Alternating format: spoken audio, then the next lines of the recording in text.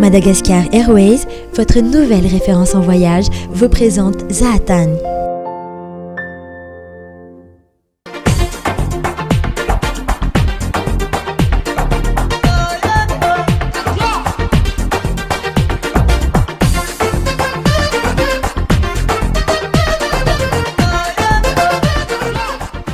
Akafaliana trano ny tsy dia nifandarana Zahatan tokantranonao tompoko lasopiko vavy. Miarahaba antsika rehetra indray ary dia asaiko ianao hanaraka ny fandarantsika hatramin'ny farany. Efa fotoana hifanomezandreo mpakafy sy ny mpiangaly ny sakafo malagasy netsika hify mampiavana i Riandohalo ka tamin'ity andiany faefatra ity dia ny fahatelopolo ny volana septambra sy ny voalohany volana oktobra lasa teo nanatotosana netsika. Nampiratiana nandritra izany netsika izany ireo sakafo mampiavaka ny malagasy manerana ny nosy ary nasaina manokana nandritra netsika ny firenena Espaniola. Io mpanabetsaka makasika izay etsika hify mampiavana andiany faefatra izay fandarantsika androany izay anasako anao anaraka izany hatramin'ny farany.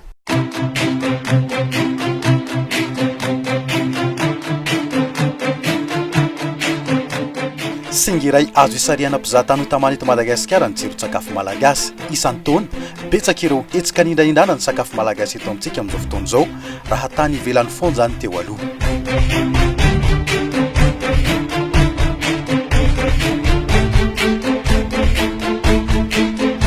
Sakafo malagasy sy ny fizahantany Salon de la gastronomie malagasy haify mampiavana 4e édition.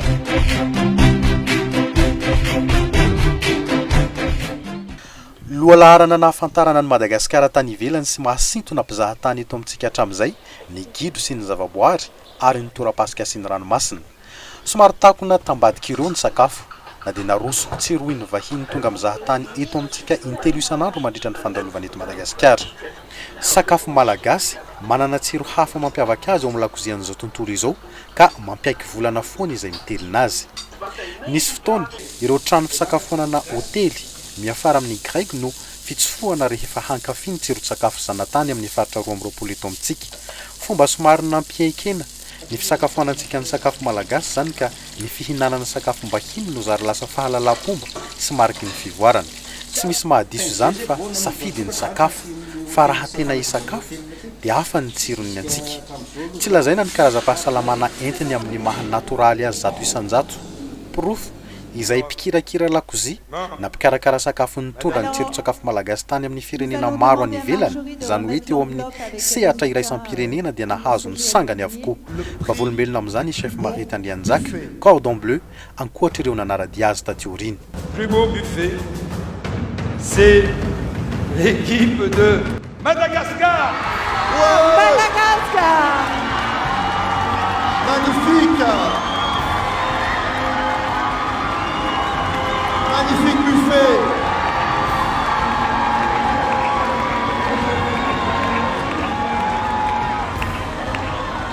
Bravo Madagascar. Sakafo tsy maintsy siansa d'abord, c'est vao tsy maintsy fantatro hoe ty miaraka amin'ny ty tsy miaraka amin'ny ary ny fianarana boky any an-dafy sy mieto tsy mitovy ny zavatra maniry sy ompineto sy any ivelany ka noho zany hafa ny tsiro-tsakafontsika no natoraly be eny ambanivohitra ampiny amboly miompy ary manana zavatra be dehibe tsara mihitsy tsika malagasy. Iza manana rojo mena ny tolo olona vary tsika malagasy efa ny rojo mena ny tolo io le vary mely voasana tena zavatra tsiro tsara mihitsy sady misy traikefa ny fahasalamana ka noho zany sakafontsika zany hafa tsiro ny sakafo. Ankehitriny dia miamarisika ireo toeram-pisakafoanana vaventy na kilasiana ho avo lenta eto amintsika ireny mametraka ny karazan-tsakafo malagasy amin'ny karan-tsakafony. Raha 700 ny restaurant lehibe ihany no nahitana izany teo aloha. Tsy vitsy koa ny manao sary ao an-tsaina fa rehefa sakafo malagasy, mira, henakisoa sy ravitoto. Manomboka any amin'ny fikarakarana fambolena sy fiompiana nefa ny mamaritra ny tsiro tiana havoaka, izay vao fahaizana mikarakara sy fandrahoana. ho fikajina ny fahaiza-manao sy kolotsaina fonosin'ny sakafo malagasy izay isan-taona ny WTAM io maintouré n'Association de Madagascar mpikarakara ny etsika hay fimampiavana dia manome fotoana hiofanana mivantana amin'ny chef Mariety Andrianjaka ireo mpianatra matihanina ho mpahandro sakafo la jeune chef. Fanofanana apprentissage mba ahafahany reny ankizy izay sandratra tamin'ireny hoe jeune chef tamin'ny roa taona lasa zay troisième et quatrième édition moa zany zao jeune chef ampianarana hoe ahoana ny fanatsarana n'io sakafo malagasy io dia atao ety amin'ny Giardino izay nanomeny ny trano zany anaovana apprentissage misy efatra izy ireo tovovavy efatra izay nahazo loka moa tamin'iny taona lasa iny dia mahazo certificat moa zany izay atolotry ministère ny tourisme ministère ny formation technique professionnelle culture moa anisany ihany koa sorana manoka moa zareo manohany anty fanandratantsika ny sakafo malagasy ty. Raha ravitoto sy henakisoa ny fantatra ho hatramin'izay fa sakafo malagasy asaina ianao manaraka vetivety karazany sakafo tena malagasy entiny reto jeune chef nahazo fiofanana mivantana tamin'ny chef Mariety Andrianjaka reto. Ny sakafo nianarany ankizy teto dia ny haify nampitay ny chef Mariety izay nampianatra teto foana nandritran'izay efatrano izay dia amin'ny faran'izay dia misy koa zany i chef Mariam avy any Nosbe izy nampianatra koa an'ireto tovovavy reto ny karazana sakafo izay mahafantaratsika ny any Morotsiraka moa indrindrindrindra ny resaka voanio sy ny hazan-dranomasina. Izy efatra amin'ny rahavavy anazavatsika ny sakafo haify malagasy nampianaran'ny chef Mariety. Misy karazany roa reto ny sakafo nampianaran'ny chef Mariety anay dia ny farangantolo ravany ankehitriny izay mifototra kokoa amin'ny resaka enomby. Misy tantarany izy io nampianaran'ny chef Mariety anay. Hafa mihitsy ny hena anaovana azy satria izay enomby hita rehetra dia anaovana azy daholo. Fa raha ny varangany ankehitriny izay eto ambony vody hena ny tena fanaovana azy araka nampianaran'ny chef Mariety anay. Dia ny varangany taolo dia misy fikarakarana ela mihitsy le izy raha ho antsika ankehitriny izao fa tsy maharo-pery tsony dia mety tsy havitan'le izy tsony hoe heritaona raha atao androany le izy dia mierina ohatr'izao ny taona izay vao mahavita anazy mety tsy maharitra azy antsontsika fa raha tsolona le izy dia enomby ritra malemy tsara izay le varangany taolo ravany ankehitriny. Hitako mbola anisan'ny plat nampianarin'ny chef Mariety izay misy ny carpe royale izay nasorona aloha ny taolany sy ny rehetrarehetra dia izay no araka ny chef nampianaran'ny chef dia nanao sangisangy izay hoe manala Y dia tena hoe manala Y satria asorona daholo mihitsy ny taolataolana majinika rehetrarehetra ny anaty satria ny olona zany rehefa hoe carpe zany dia tsy dia samy mihinana le izy satria no le taolana majinika ao anatiny dia tena hoe mila izay zany mampiavaka atsika gasy hoe manana le passion manao le nahandro gasy. Manaraka tiano atao hoe roa fatratra ny ao anatiny moa zany dia anambe angivy crevette maina izy io fa tsy crevette tonga dia crevette frais fa crevette maina miaraka amin'ny anamalahy dia voatabia ampatsiro anazy. Fanaovana anazy ity moa zany dia tetehana aloha ny anana dia atao dia andrahoana ny anana. Vita andrahoana ny anana dia asorona ao anaty vilany dia apariparitaka amin'izay magatsika dia miandro eo zany aloha. Fanaovana ny crevette maina décortiquena les crevettes dia après décortiquena izy dia les cocaniny asorona anaovana fond indray dikan'izany fond bouillon anaovana nito roa nito dia betsabetsaka moa zany ny atapy arahana amin'ny fanaovana nyty roa fatratra ity fa zay ngamba no azoko tenenina momba le plat. Ty reto indray makamba maina miaraka amin'ny voanio dia le izy misy anana, le anana anambe dia le crevette moa zany ty crevette iny ny coach Mariam avy any amin'ny zareo dia zay koa ny coco dia tetehana majinika le anana dia nandrahoana natao malemy tsara dia ny crevette indray a nalana ny décortiquena fa najanona ny lohany najanona teo ny lohany dia rehefa masaka le anana dia nalana mihitsy aloha tena na fiazana dia nalefa anaty vilany hafa indray dia le anana ny eo ambany a dia nampina an'le crevette avy eo dia avy eo napetraka ny tongolo sy ny tomaty dia ny coco efa le coco fiazana le izy fiazana dia le ranony voalohany iny a garidena amin'ny farany fa le ranony amin'ny faharoa no nandrahoana anazy dia le ranon'le coco voalohany iny a atao hoe nanaovana finition. Raha nanaraka tsara tsika teo tsy ny henomby na trondro sy ny tsitsika no mahasakafo malagasy ny sakafontsika fa ny fomba nentina ny karakarana azy satria misy omby misy trondro misy karazana hazan-dranomasina izy rehetra ali fa ny fandrahoana azy no samihafa eo no ioahan'ilay tsiro mampiavaka ny sakafontsika izany hoe raha trandrahana tsara ho an'ny mpizahatany ny karazan-tsakafo amin'ny faritra 2020 eto amintsika ka natoerana iray eto Madagasikara no isakafoana ny mpizahatany intelo isan'andro ho voatetiny amin'ny alalan'ny sakafo ny eto amintsika mandritra ny fivahinianany isan'ny mbola tombony ho an'ny fizahatany eto Madagasikara koa zany. Sakafo midika fifandraisana midika fifampikasohana io ny mahazo hitrandrahana ny sakafo karazany amanarivony amin'ny faritra 2020 eto amintsika isariana ny mpizahatany vahiny antony ihany koa anasana vahiny hitondra ny kolotsaina nentim-paharazany hifampikasoka amin'ny kolotsaina ara-tsakafo malagasy ny fiaraha-misakafo raha teo mariky ny fifankatiavana sy fihavanana. Isan-taona moa tsika manana vahiny foana mba hoe anandratana hoe jerena hoe ohatranisany any akafa dia ohatranisany sakafo malagasy. Ity taona ity moa zany nanaiky ny Espagne raha malala moa zany fa toerana ataoko hoe mitovitovy fomba migasy any izy raha diny na any Europa ary mety manao fety to miaraka amin'ny fianakaviana dia ny Espagne moa nantononay dia nanaiky nanotanana hoe ndao hiara asa fa zay koa mba te hijery ihany koa ohatran'izy sakafo gasy dia ohatran'izy sakafo espagnol dia mba azo irana zany manao échange moa zany fa fanometra-kefo eo tsara ho hitantsika zany fa hoe ka le sakafo ity zany azo ampiroboroboana ny fizahantany azo azahoana fidiram-bola ihany koa ka na ny mpamboly amin'io mavoa satria hoe ohatra hoe na espagnol ary izy sakafo diny dia toka hoe vokatry ny tany gasy ihany anaovan'ny vary ny makamba ny crevette ny ovy vita eto amintsika ihany koa dika zany fa misy fidiram-bola le izy ary manentana an'le olona mba hanatsara le vokatry ny hanatsara ny fanaova fiaraha-miasa moa zany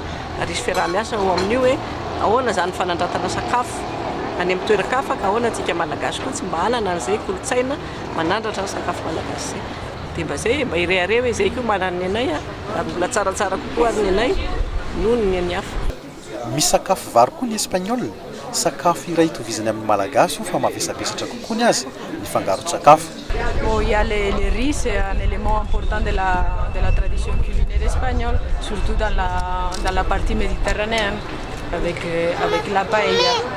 Surtout la paella, c'est ce qui pourrait ressembler à la tradition culinaire malgache et espagnole. Mais on a aussi des pommes de terre, on travaille beaucoup avec les légumineuses. C'est très varié la tradition culinaire espagnole, parce que c'est aussi un grand pays et dans chaque région on travaille des différents ingrédients. La culture culinaire espagnole, c'est de longue date.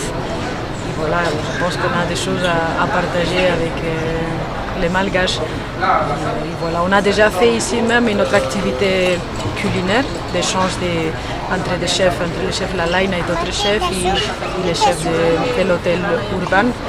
Alors nous sommes là pour faire connaître les traditions espagnoles, ce qui se passe en Espagne, pour faire connaître mieux l'Espagne à Madagascar.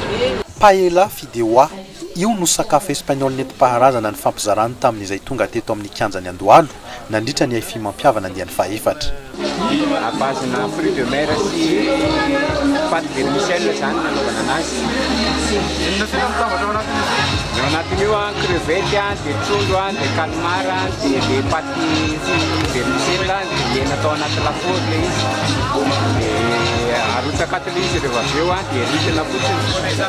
Zao zao izy eo efa miaraka amin'ny fruits de mer sy le marika paella. Teknika traditionnelle le paella misy zany ty atao sakafo atoandro azo atao amina resaka événement familial. Zay zany ty le paty vermicelle ty natao tao anaty lafaoro izy dia nasiana huile d'olive dia zay mahatonga anazy ohatrany somary grillé ohatrany io.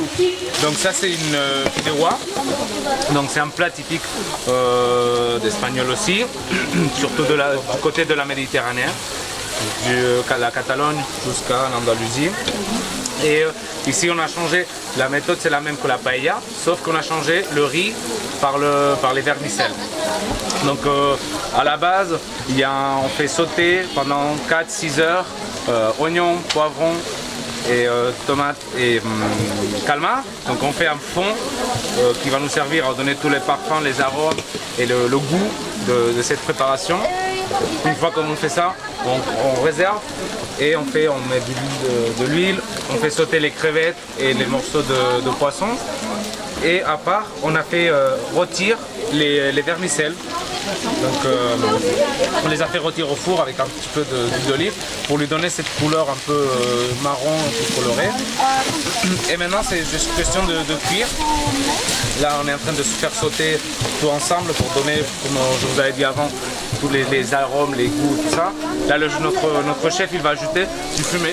Un fumé qu'on a fait cuire avec des arêtes de poisson, des têtes de poisson, les crabes, les crevettes. C'est un poisson très parfumé qui a aussi, on l'a travaillé pendant des heures et que ça va servir à mouiller les vermicelles et à les cuire en même temps. Et les vermicelles, ils vont absorber tous les arômes et les parfums du fumé aussi en même temps.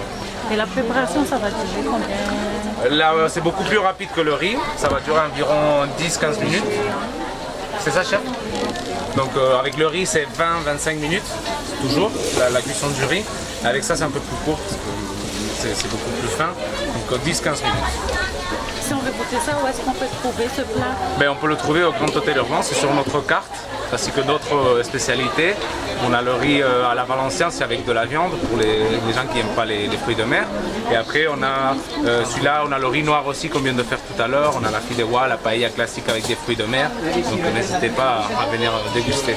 C'est un plat principal. Donc l'idée, c'est avant ça, essayer de manger un petit peu de tapas, à partager si on est 4, 2-3 tapas chacun. Comme ça, on partage, on rigole. Et après, en plat, c'est ça, c'est convivial. Chez nous, c'est très typique quand on a quelque chose à fêter, la famille se réunit, c'est ça ce qu'on mange chez nous. C'est quelque chose de festif, toujours la paella. Profiter avec des amis, un bon vin et de la bonne compagnie toujours. Fideuà, parce que les vermicelles, dans la partie de la Méditerranée, on appelle fideo. Donc ça vient de fideo, fideuà. Donc, mais c'est en fait le mot fideo, ça veut dire vermicelle. C'est pour ça qu'on appelle fideuà. Excusez-moi, pardon, je change de côté. Maimaimpona ny fanandramana teto ka dia nanaratra nitsidika any Espagne tamin'ny alalan'ny sakafo paella fideuà izay tonga teto amin'ny haify mampiavana eto Andohalo. Izao tokoa le hoe fety-tsakafo e. Merci. Je crois que c'est une belle opportunité, une bonne opportunité pour faire connaître la tradition au niveau de la gastronomie et aux gens, au peuple malgache. Voir aussi qu'il y a des points en commun avec la gastronomie espagnole et la gastronomie malgache. Et surtout parce que voilà, je suis fier d'être espagnol et j'aime bien. Nous aimions montrer ce qu'on peut faire, ce qu'on sait faire. Vous partager notre tradition.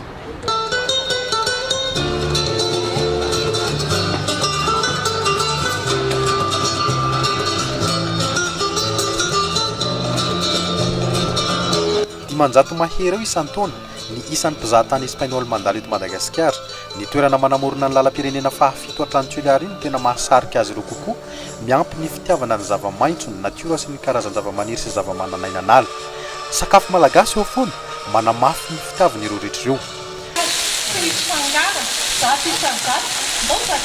Sakafo fitoloho ny oam-pitenenantsika malagasy zay rehefa ny sakafo no betsaka sy afa-po ny mpihinana azy. Efa sakafo fito na mpitomboina fito mihoatra ny karazany teto. Raha tombanana tamin'ny standina trano eva mahery 400 na nasongadinana ny vokatra sy tsiro-tsakafo malagasy teto amin'ny fimampiavana. Ny fofony moa dia toa ohatra ny hena hatrany Mahamasina, vazivazy, ilazana fa tonga teto avokoa ireo tsiro-tsakafo mampiavaka antsika. Ndao fitiantsika amin'ny hoe sakafo fihinana vao maraina, petit déjeuner, sakafo mavesabesatra, résistant, sakafo maivamaivana, goûter ary zava-pisotro, karazana ranom-boankazo, dité, café, divay, ny chocolat tantely hatramin'ny plante médicinale avy any amin'ny faritra arovana Lokobe, Anosibe, nentin'ny fikambanam-behivavy avy ao Maridoka. Feuille de cannelle.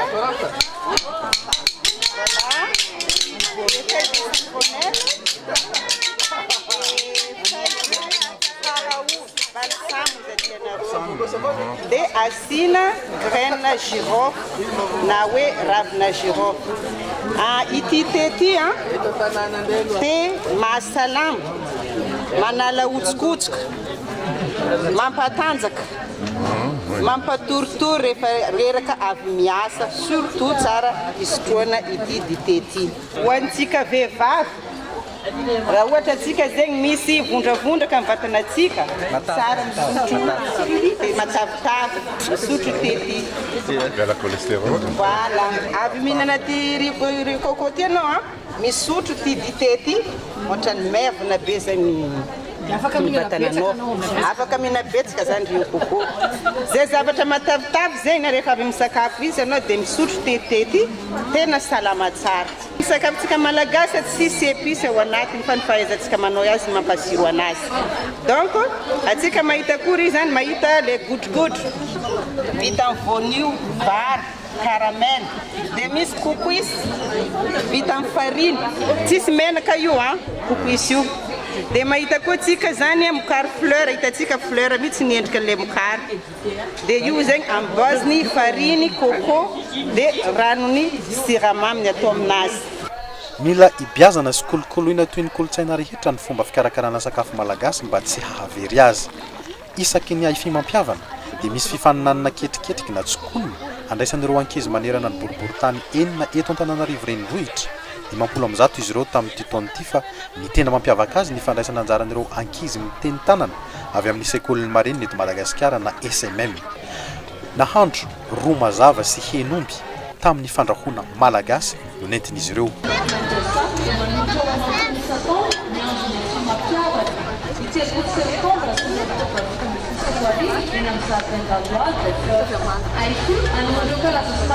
Nazavain'teo zao dia niteny izy hoe nalefako lozy menaka dia avy eo nataoko ny hena narotsako dia nasiko voatabia ary sakamalaho tongolo gasy dia voatabia dia sakamalaho dia rehefa niketriketrika zay zay le hoe ketriketrika ozy izy dia narotsako izay nolovy dia vita. Nata moa no miaraka miasa amin'ny fijan'ny ankizy vavy dia mahandro zany no tena mahafinaritra azy. Ino zao no anjara asany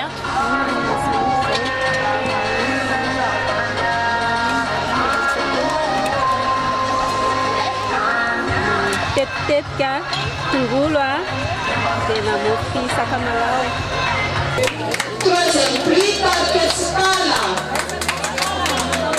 Taorian'ny fitsarany matianina dia nahazo laharana fahatelo ireto ankizy miteny tanany ireto. Nitondra ny anarana hoe Tsipala, ekipa Varilava ny faharoa ary ekipa ny Malokila ny voalohany izay samy nahazo fialan-tsasatra mandritra ny farany herinandro any Mantasoa ao amin'ny domaine de Mesas. Ankoatr'ireo dia nisy ihany koa ny fanomezana hafa avy amin'ny mpikarakara sy mpiara-miasa amin'ny hetsika fimampiavana hoentina amporosiana ny kilonga amin'ny fikaliana ny nahandro gasy izay. Tsy pihina fa isariana sy hahatamana mpizahatany amin'ny alalan'ny sakafo gasy eto Madagasikara ny tanjona amin'ny fimampiavana. Ho any andiany faha efatra ity dia hita fa nitombo nisan'ny mpizahatany niditra tato amin'ny zaridaina Andohalo rehefa naheno ny fidonaky ny fofon-tsakafo tany ho any toa ireto mpivady espagnoly sendana ireto. I think it's really nice for two reasons. First of all, because you have the opportunity to see what people do from these different areas. And secondly, because it's really funny to see these children as a professional team so thoroughly looking for the ingredients, trying to do their best. So it's really funny. It's enjoyable. Did you test something? We started with sugar cane and we just were starting having a look. Mahery ny 3 arivo teo ny olona mifampikasokasoka sy niray latabatra niara-ny sakafo tato amin'ny aifi mampiavana andian'ny fahaefatra teto amin'ny zaridaina Andohalo.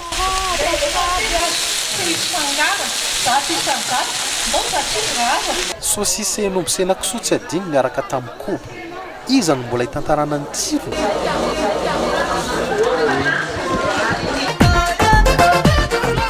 Inoko fa tena nitelin-joro sika tany atokantrano tany nanaraka ireo sakafo nentinay tao anatin'ny fanadiadiana iny nandritry ny etsika aifi mampiavana ampahafantarina antsika fa ireny sakafo izay nentina taminao teo ireny dia atsika malagasy izany hoe azo tsy faina eto Madagasikara.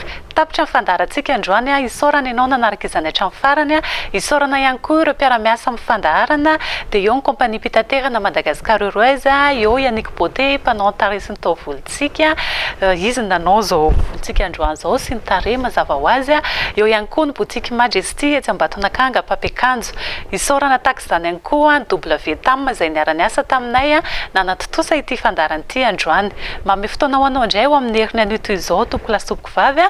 Ny fandaharantsika moa dia verina ny alakamisy amin'ny 7 reto amin'ny televiziona malagasy fa afaka jerena ihany koa ao amin'ny réseaux sociaux any Zahatany, ny YouTube, ny Facebook, Google Plus sy ny Twitter. Veloma tompoko.